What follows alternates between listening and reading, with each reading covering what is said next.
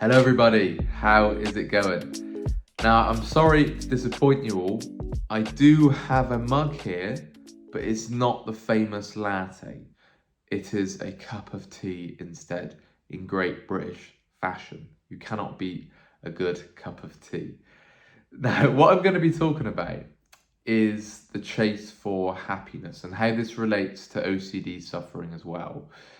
Now, happiness is a constant moving target, and the pursuit for happiness can often be a futile one.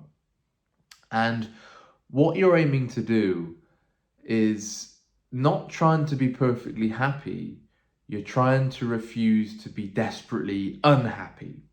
Okay? Now, in coaching calls, I'm not coaching you to be happy. I'm coaching you to recover and get better from OCD, which can lead to happiness and contentment.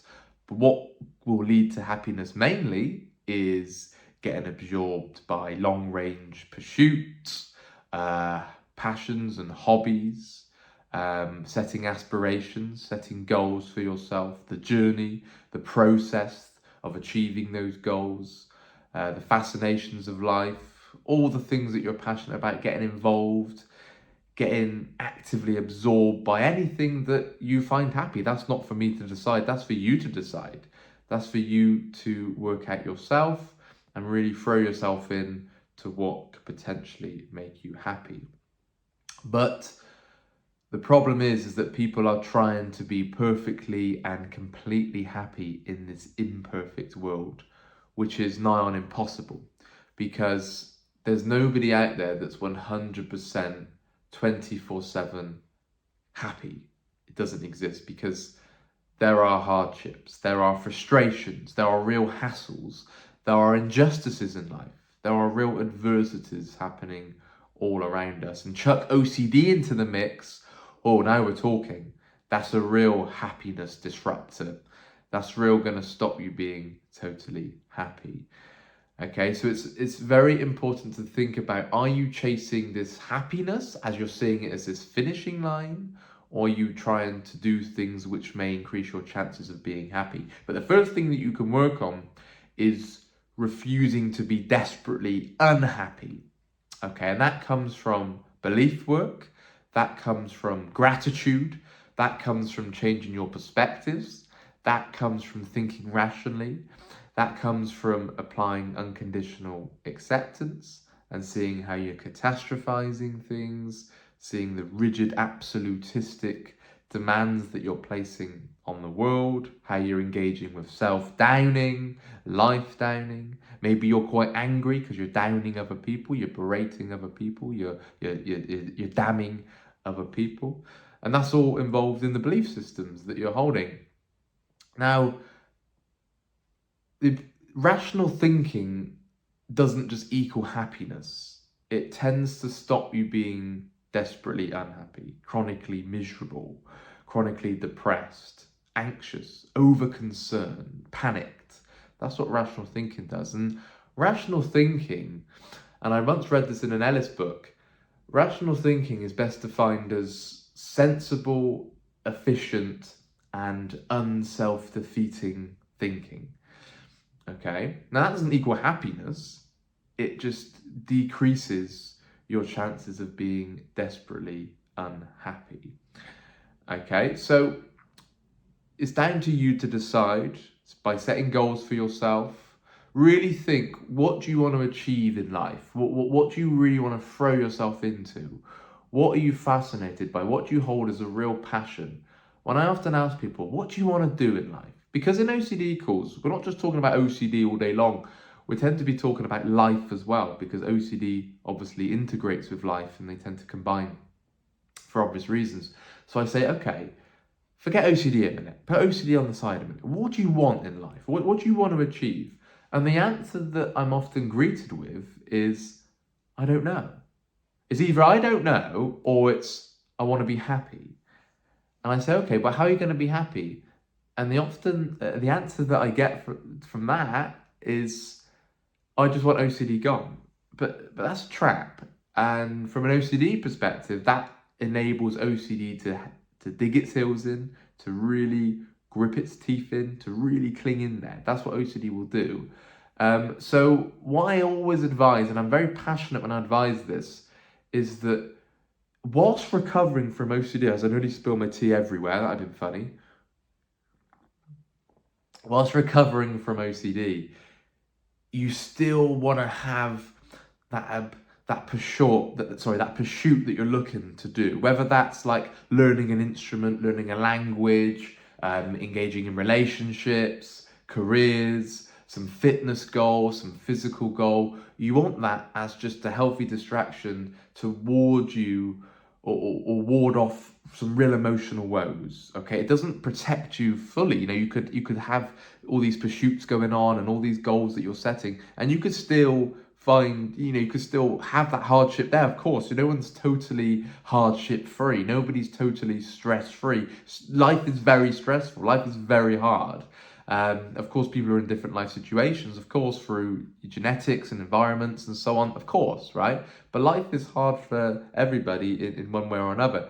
So you're using that as a distraction to help you through life.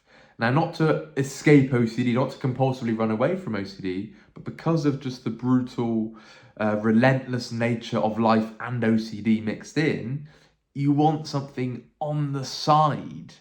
And not only on the side, you want something prioritized whilst you recover from OCD. They go hand in hand. I don't know anybody that I've coached that has recovered from OCD or got themselves in a great position while solely focused on OCD recovery and nothing else. No. Because I know somebody's doing well when I'm talking about their life as well. When I'm discussing their life objectives, their life goals, their passions, their hobbies, their interests, their relationships, their careers, their fitness, the physical health, everything in between. Because I know if you can get all that lined up, you're giving yourself a best fucking chance of recovery. You're giving yourself a good fighting chance of getting better and staying better. Okay? You won't just be happy. You can't just have this materialistic thing. Take money, for example. You can't just be given money, then you're happy. Right? You can't just be given a Lamborghini and then you're happy. It doesn't work like that. Happiness isn't given to you. When you initially get it, you might feel, oh, how exciting. You might have positive, good feelings of excitement and pleasure, but they're only temporarily, they're only short term. True long-term contentment, peace, and mostly happiness will come from the process, the journey of getting somewhere, of achieving something. It isn't just given to you overnight. And this is why I often say, when one's suffered, as I'm just taking a sip of this amazing British tea, when you suffered from OCD and any mental health disorder, you've had it taken away, meaning you've had enjoyment, you've had satisfaction, you've had contentment, you've had that baseline state of peace taken away. It's been stolen from you. It's been shanked off of you. It's been ripped away from you. So with that, when you start recovering, life feels much more enriching. Now, when you start, even while stuck, even when you're trapped with OCD, if you still get absorbed by some pursuit in life, some long-range pursuit that you're looking forward to achieving, and it's getting you out of bed in the morning, and you're really sort of getting focused in and not obsessed by it, but just seeing it as a very passionate interest of yours, then that's going to help you along the way. That's going to bring you happiness most likely in the future, as well as the recovery work. So you still read the books, you're still facing your fears, you're still doing your exposures, you're still cutting your compulsions, you're still changing your relationship with your thoughts, you're still doing your regular disputing. But you're not just doing that and then nothing else and sat back with your arms folded waiting for OCD to go. It doesn't work like that. You can't sit around and wait for OCD recovery to land on your lap. You've got to go out there and live. Go out there and set your goals. Go out there and try and pursue your goals. Try and fulfill your desires. Set aspirations and put a plan in place to execute the plan to fulfill that aspiration. And then once you get that aspiration, you then set another one and keep moving forward. Happiness is a side effect of that. Happiness is a result of that. The bonus is happiness. It's not an end result. You're not just happy and then you just stay smiling. I'm happy. That's my life. Nope. A loved one could die. Nope, I'm happy. I could lose all my money. Nope, I'm happy. My football team could lose every week. No, I'm happy. No, that's not realistic. You know, there's always going to be life stresses. There's going to be life events which significantly compromise and disrupt your happiness. But you can have that baseline state of contentment once those belief systems have really been changed, once this acceptance has been embodied, and as you're getting really absorbed by life pursuits, life goals, life passions, okay? And what I'm trying to show you here, you might think, well, how does this relate to OCD? Well, you can't just solely focus on OCD and nothing else. OCD recovery has to be a priority, but you can't put everything on the back burner. You can't put everything on hold whilst you recover from OCD, because ironically, you won't get anywhere if you're just waiting for OCD recovery just to happen. You've got to go and integrate it with your daily life, with the work, and then over time you'll start saying, oh, I'm getting somewhere. You know, as you're building your career, as you're getting really involved in your relationship, as you're focusing on a great passion of yours, as you're really getting involved in life, then recovery starts coming to you, right? You can't just go to recovery and then life on hold. I'm just going to work towards recovery. I'm going to sprint towards recovery. I'm going to fight for it, and then I'm going to get on with my life again. No, that won't work, I'm afraid. You've got to go and live your life and get really invested by what life has to offer whilst you work on OCD recovery. And please don't let your anxiety hold you back. Please don't let all the symptoms hold you back. It'll feel like that. OCD is trying to keep you boxed down and locked in, of course. That's what it does. You know, it's going to feel like, what's the point? Nothing matters, especially if you've got, well, anything. But with me personally, the guilt and shame, you know, the real event false memory where it was so intense, it was like, well, what's the point of even focusing on my future? I neglected my life. I neglected my future because I thought, well, there's no point. If I've done this thing in the past, my life's done. I'm written off. I'm over. Why even care about this healthy pursuit on the side? Why even care about this exciting, fascinating thing that I used to care about? Why care about it now? You know, so I had that wear me down, and sort of OCD had been a stranglehold there. No matter where I turned, it was, no, you don't deserve this, you don't deserve that. But it's so important that you are doing it anyway. You're getting involved anyway, okay? And as you work on recovery, both go hand in hand. And I'm so glad that I didn't just put everything on hold to recover. I worked on life as well. I made sure I built my relationship. I was trying to build my career. I was still focusing on my physical health. I was getting involved in more passions, you know, things that I knew nothing about, and really sort of trying to learn about new things because that was interesting to me, and so on, even when I felt anxious. You know, I remember I never used to watch films when I started with OCD because the frustration tolerance was so low, and I felt like I couldn't have the attention span to sit and watch a film, and I get distracted, I get triggered or whatever.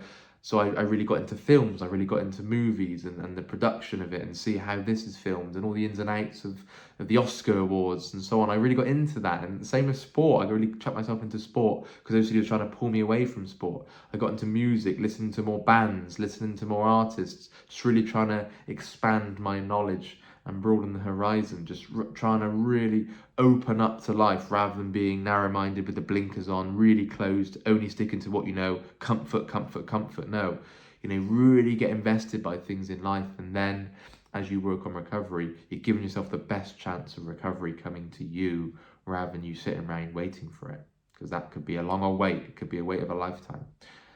All right, so something to really think about.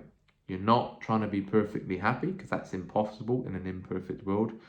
You're trying to refuse to be desperately miserable by being as rational as you can, but see it as a process, a journey, a challenge to think rationally, a challenge to better your mental and emotional health, which gives you the best chance of living happily and successfully. But don't just sit there and wait for it to land on your lap. It doesn't work like that. Okay? Hope you've enjoyed the video. If you have, please leave a like, and I can enjoy this cup of tea in peace, because I always forget to drink whilst I'm talking. I get too carried away. If you are interested in one-to-one calls, please email phil@ocdrecovery.com or message the WhatsApp number in the description of this video. My name's Sam. You have all the other coaches here: Sam, me, Rob, Nick, Momin, Gemma, and Elliot. And we can all happily assist you on your OCD recovery journey, and help you become less unhappy, and more rational, more acceptance, more gratitude. We can certainly help with that. Take a look at some of the beliefs that you're holding, which is quite simply blocking and hindering your happiness and meaning you stay stuck and remain miserable, which is not fun for anybody. Anyway, guys, take care, look after yourself, and we will speak again. Bye bye.